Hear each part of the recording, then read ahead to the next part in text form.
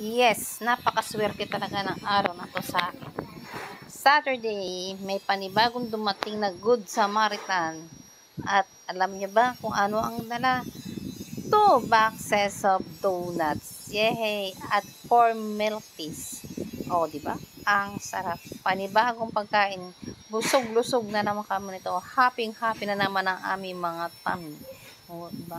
Mga favorites ko, donuts. Wala na paglagyan ng pagkain sa tiyan, pero usog. Lord, thank you sa lahat-lahat ng blessings. Sa lahat-lahat talaga. Hindi mo kami kinakalimutan. Sobrang thank you. Sobrang love mo kami. O, di ba? O, happy kids. O, happy kiddos sila. O, sa sarap ng mga pagkain. O, di ba? O, kaway-kaway pa sila dahil sa sobrang tuwang-tuwa sila. O, di ba? Di ba, guys? Happy tummy. O, milk tea kayo dyan. Thank you, Lord, sa lahat ng blessing.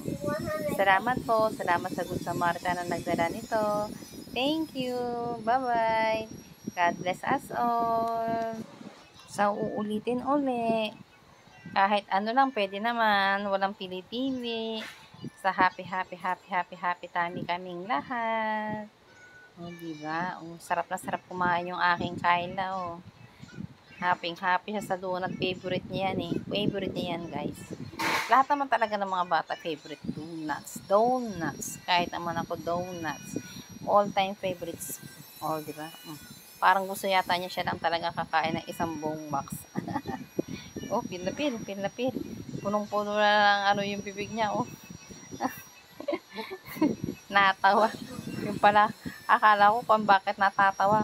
Para parehas na kami ng bibig na punong-puno ng, ewan ko ano tawag. O, diba? Happy tummy. Lahat masaya. Pag busog talaga, lahat happy. Si Miracle, tuwang-tuwa.